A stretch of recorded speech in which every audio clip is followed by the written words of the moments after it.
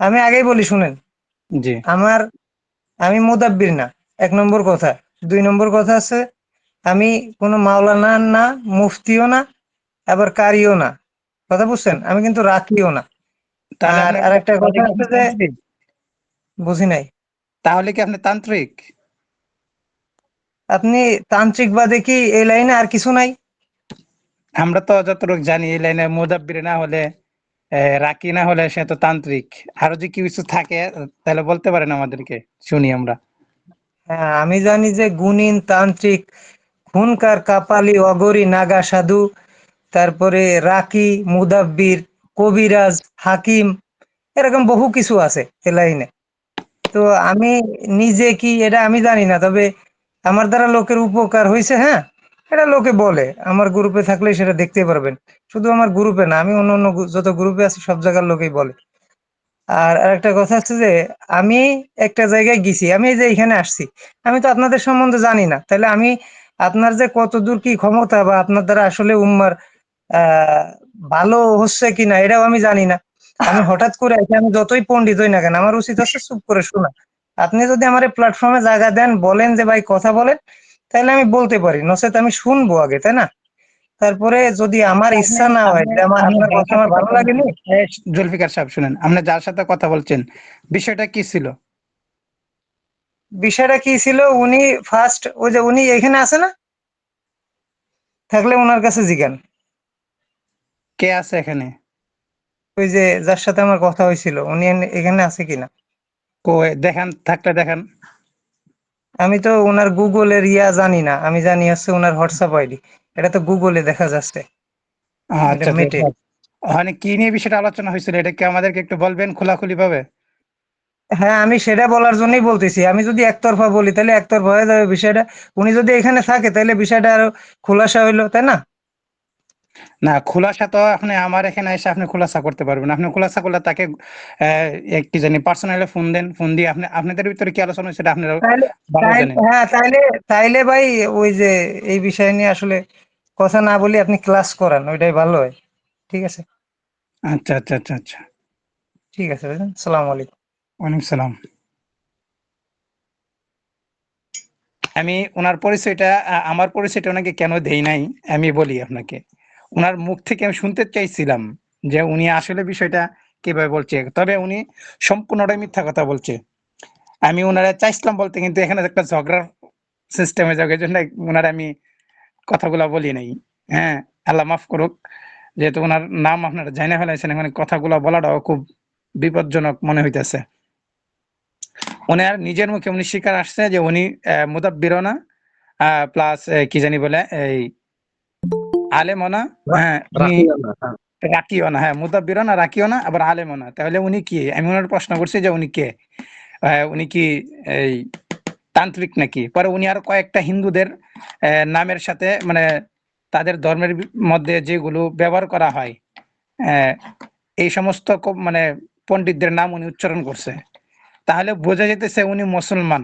হ্যাঁ, মুসলমান হয়ে তিনি যেই ওনার ওনার কথাতেই ওনার আমি দলিল দিব। এখন উনি থাকলে সবচেয়ে ভালো হইতো, উনি মনে হয় চলে গেছে।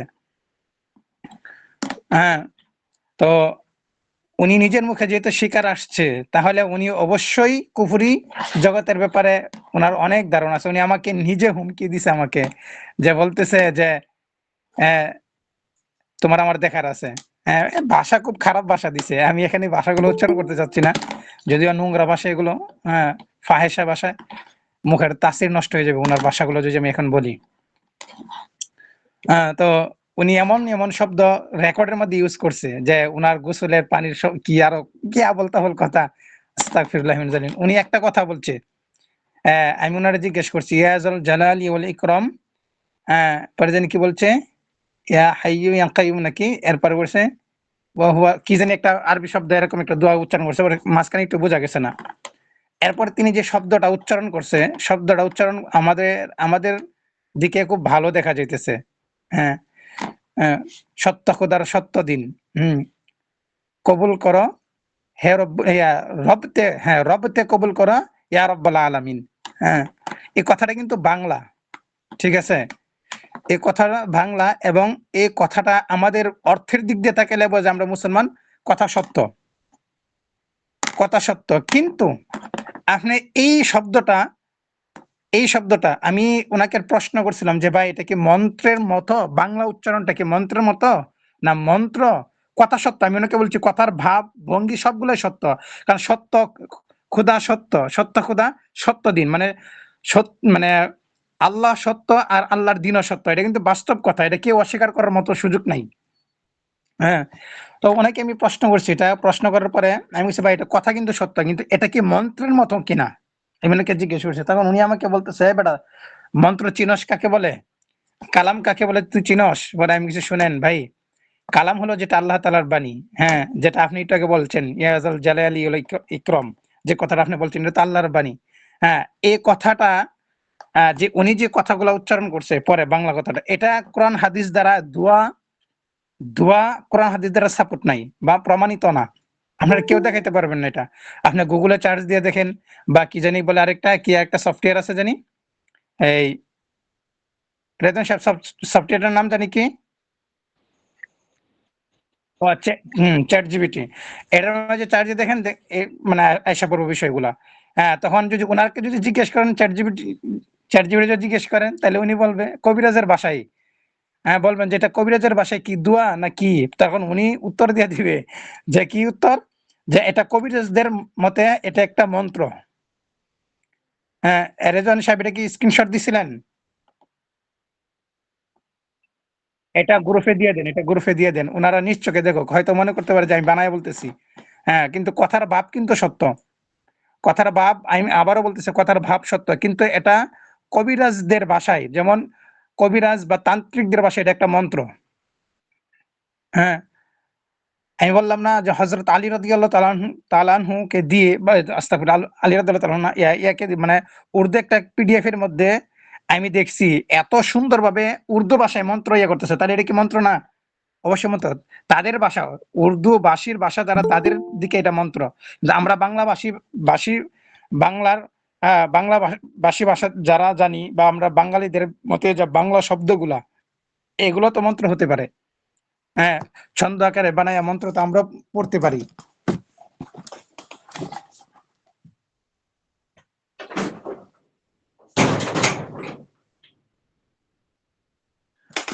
আমরা তো বাংলা মন্ত্র শব্দ দু একটা বানাই, আমরা বাংলা মন্ত্র বলতে পারি। হ্যাঁ, তো এটা কি মন্ত্রের মতো না কোরআন সুন্নাহ, সত্যি কোরআন সুন্নাহ কিনা, এটা আপনি যদি দেখেন তাহলে বুঝতে পারবেন যে এটা কোরআন সুন্নাহর দোয়া না। কিন্তু আল্লাহ সত্য, এটা আপনিও জানেন আমিও জানি, আল্লাহর দিন সত্য এটাও জানেন আপনিও জানেন, কিন্তু একটা কবিরাজ যারা আছে, তান্ত্রিক যারা আছে, তারা এটাকে কি করে মন্ত্রের সাথে প্রয়োগ করে, মানে মন্ত্র হিসেবে এটাকে প্রয়োগ করে, আর এটা মহাশক্তিশালী হিসেবে তারা কি করে প্রয়োগ করে। আপনার এটার ভিতরে বিস্তারিত আলোচনা আছে, এই যে গ্রুপে দেখেন দেওয়া হয়েছে বিষয়গুলো। হ্যাঁ, যারা গ্রুপে অ্যাড আছেন আপনারা দেখতে পারবেন। তো এই বিষয়টা আমি ওনাকে বলতেছিলাম, ভাই ভর্তি ফি এখন আছে ৮২০ টাকা। তো যে কথাটা ওনাকে আমি বলছিলাম যে ভাই এটা কি মন্ত্রের মতন কাজ করে, মন্ত্র কিনা, বা এটা কোরআনের কোনো শব্দ কিনা আপনি বলেন। তখন উনি ডাইরেক্টলি আমাকে যেমনে পারে এমনি গালাগালি করছে। হ্যাঁ, এটা তো আমি তো শুধু, উনি রেকর্ড দিছে, একটা ভয়েস দিছে, এটা আমি খালি দিছি। তো ফোনে যে আমার কি বলছে এটা আপনারা তো বললে মুখের তাসির নষ্ট হয়ে যাবে। উনি এমন ফাহেসা ভাষা উনি ব্যবহার করছে। হ্যাঁ, তো উনি মুয়াক্কিল দেন, ভাই কি জানেন জিন মানুষদেরকে দেয়, কি জানেন ট্রান্সফার করে। আসলে জিন কার বাবার গোলাম না যে আপনি বললেই উনি চলে যাবে। উনি বলতেছেন বড় বড় মাওলানা মুফতিরা মুহাদ্দিসরা ওনার কাছ থেকে জিন নিছে। যাই হোক, ওনার দিতে পারলে ওনার ব্যক্তিগত ব্যাপার, এই ব্যাপারে আমি কথা বলবো না। তবে আলহামদুলিল্লাহ আমি এখনো বলতেছি, সরাসরি বলতেছি, বাংলাদেশের ভিতরে যারা অনলাইন জগতে কাজ করতেছেন, বাটপার সিটার বদমাইশ যারা আছে, এদেরকে আমরা শায়েস্তা করব, এমন শায়েস্তা করব, ওর অনলাইন জগৎ থেকে চলে যেতে হবে। সমস্ত প্রমাণ আদিল্লা আমরা বের করতেছি, যেগুলা বাটপার সিটার আছে। কারণ যারা কোরআন সুন্নাহর নাম দিয়ে কুফরি কালাম চালিয়ে দেয়, তাবিজ ব্যবহার করে, এমন তাবিজ যে সমস্ত তাবিজ ভিন্ন ভাষায় লিখিত, অথচ ওই ভাষা রিসার্চ করলে আরবিতে যে শব্দগুলা ইউজ করা হয়, এই শব্দগুলা ওই ভাষার তাবেদারি হয়ে আরবি শব্দগুলা নকশার ভিতর লিখে দিতেছে। তো এই জন্য আমরা মুদাব্বির যারা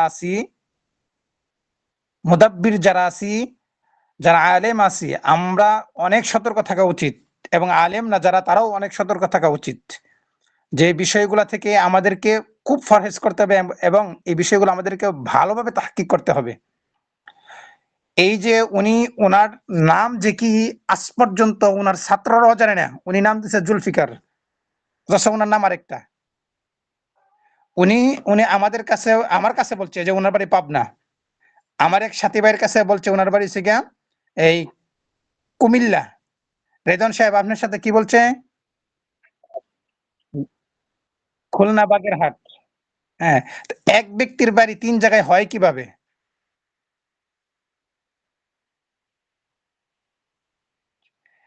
উনি মনে হয় এখন আসছে। হ্যাঁ, উনি জিজ্ঞেস করেছে আমাকে গালি দিছে কে? আমাকে গালি দিছে, আমি জিজ্ঞেস করছিলাম যে উনি বলছিল যে সত্য খোদার সত্য দিন, হ্যাঁ, রবতে কবুল করো ইয়া রাব্বাল আলামিন।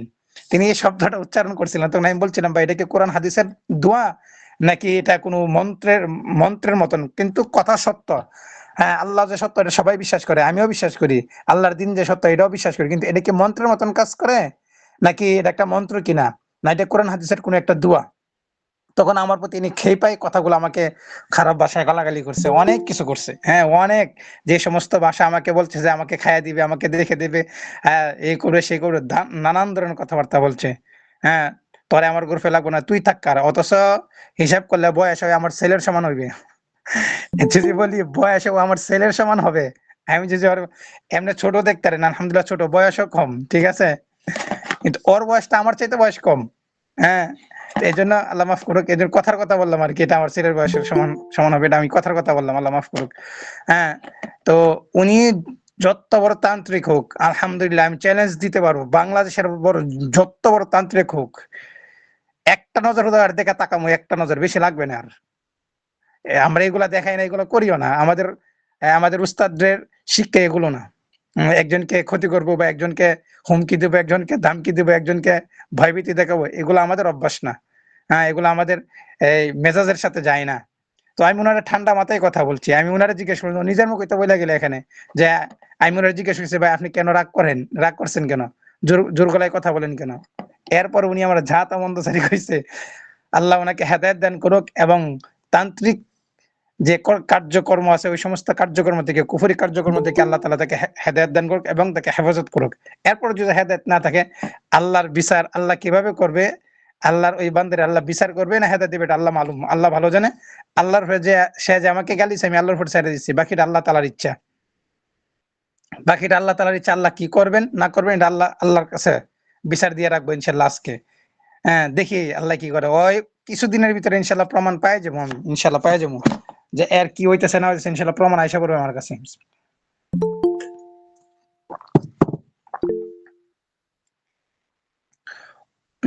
তো এজন্য ভাই আমি বলতেছি, আপনারা যেকোনো মুতাব্বির কাছে যান, আমার আপত্তি নাই। তবে তদবির নেন, আপত্তি নাই। হ্যাঁ, আমল নেন, আপত্তি নাই। তবে এই আমলগুলো কোরআন সুন্নাহ হতে হবে। কারণ আমল, আমল আগে না ভাই, ঈমান আগে, ঈমান। ঈমান যদি না থাকে তাহলে আপনি হাজার আলেম হন আর হাজার কি জানি মুদাব্বির হন, যত বড় শক্তিশালী মুদাব্বির হন না কেন, যত বড় রুহানিয়াত থাকুক না কেন, আপনার কাম হবে না। রুহানিয়াত ২ প্রকার, মনে রাখবেন। আমি একটা সুস্পষ্ট, যেটা একদম কি জানি বলে, এই রুহানিয়াতের প্রকারভেদ আরো আছে, কিন্তু মূল যে বিষয়গুলো, এটা হলো ২ প্রকার। একটা হলো খারাপ দিক আর একটা হলো ভালো দিক। একটা মন্দ দিক, একটা ভালো দিক। হ্যাঁ, রুহানিয়াত ২ প্রকার। একটা হচ্ছে শয়তানের শক্তি, আর একটা হচ্ছে আল্লাহ তাআলার একবার খাসভাবে যে শক্তি দান করে তার বান্দাদেরকে, এই শক্তি। যে শক্তির আলো আছে, আলো ২ শক্তিরই আছে। আলো দুটারই আছে, কিন্তু ২টার আলোর ভিতরে পার্থক্য আছে। যেমন সূর্যেরও আলো, আর আপনার যে কারেন্টের যে আলো, কারেন্টের যে বাল্বের আলো, এটাও আলো। আবার চন্দ্রের যে আলো, এটাও আলো। কিন্তু সূর্য এবং চন্দ্রের আলোর ভিতরে অনেক তাফাত, অনেক তাফাত। একটার আলো তেজ বেশি, আর একটার আলো তেজ একদম নরমাল। হ্যাঁ, তো সূর্যের আলো এটা যেমন তেজ বেশি, ঠিক আল্লাহ তাআলার পক্ষ থেকে যে রুহানিয়াত গুলা কোরআনুল কারীমের মাধ্যমে এবং রাসূল কারীম সাল্লাল্লাহু আলাইহি সাল্লামের হাদিসের মাধ্যমে, দোয়ার মাধ্যমে মানুষ আমল করে, যে এই আমলের মাধ্যমে যে রুহানিয়াত তৈরি হয়, যে ফয়েজ তৈরি হয়, এটার আলোটা হলো ওই সূর্যের আলোর মতন। এটার একদম পাওয়ার, হাই লেভেলের পাওয়ার এগুলো। আর চন্দ্রের আলো যেটা ঠান্ডা মেজাজের মতন, এগুলো হলো শয়তানের আলো। আমি উদাহরণ দিছি কেন, কেন উদাহরণ,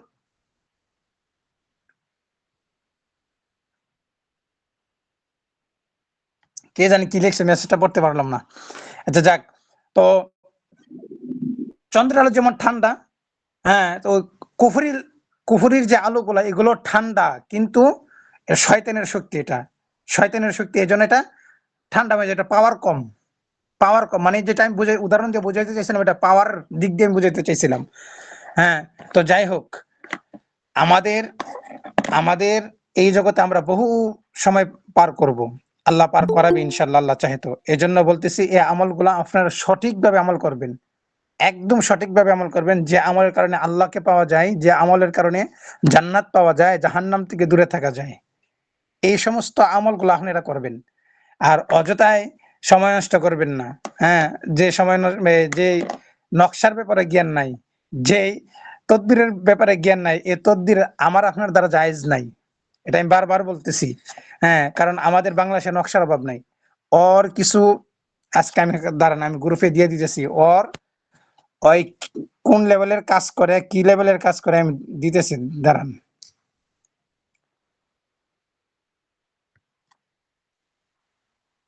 রেদন সাহেব, আমি আপনারা দিয়ে দিয়েছি। হ্যাঁ, আপনি এক কাজ করেন, আপনি ওইটা এই গ্রুপে ছেড়ে দেন।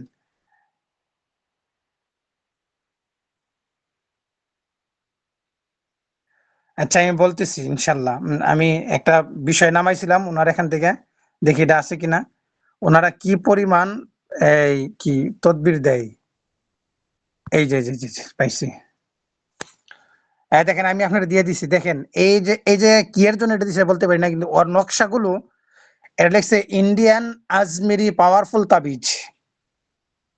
হ্যাঁ, আমরা প্রত্যেকটা গ্রুপে দিয়ে দেন এটা। দেখেন এখানে কিসের হাত, এই কিসের মসজিদ আকাইল, কিসের কি আকাইল, এই সমস্তগুলো একদম কুফরি। হ্যাঁ, দেখেন আপনারা গ্রুপে যারা অ্যাড আছেন, আপনারা দেখলে বুঝতে পারবেন। তো এই সমস্ত লোকদের কাছে যারা জিন আনে, যারা এই তদবির শিখে, হ্যাঁ, যারা তদবির আনে, আমল করে, এদের অবস্থাটা কি হতে পারে? আপনি ভালো কথার ভিতরে, হ্যাঁ, ভালো তদবিরের কোরআন আয়াতের ভিতরে, আমার কথা কি বোঝা যাইতেছে? আচ্ছা, ভালো আয়াত, কোরআনের আয়াতের ভিতরে ঢুকাই দিতেছে, হ্যাঁ, মন্ত্রগুলো ঢুকাই দিয়েছে। এবার এমন তদবির দিতেছে যে তদবিরের ব্যাপারে ওর নিজেরও জ্ঞান নাই। একের যদি জিজ্ঞেস করা হয় যে নকশাটা কিসের, আপনি বলেন তো, ওই বলতে পারবে না। ওই বলতে পারবে না যে নকশাটা কিসের, মানে কোন কোন তরিকায় বা কোন আদতের সংকার, এবং এটা কিসের চিহ্ন, এটা বলার সুযোগ নেই, বলতেই পারবে না। আচ্ছা, যাই হোক, ইনশাল্লাহ, এজন্য আমরা এমন কোন ব্যক্তির কাছে আমরা তদবির শিখবো না যে সমস্ত তদবির কোরআন সুন্নাহ বিরোধী, যেটা আল্লাহ বিরোধী, যেটা রসুল বিরোধী, যেটা হাদিস বিরোধী, যেটা কোরআন বিরোধী, যেটা শরীয়ত বিরোধী। এই সমস্ত ব্যক্তিদের কাছ থেকে ইলম নেওয়াটাও জায়েজ নাই, হারাম হারাম হারাম।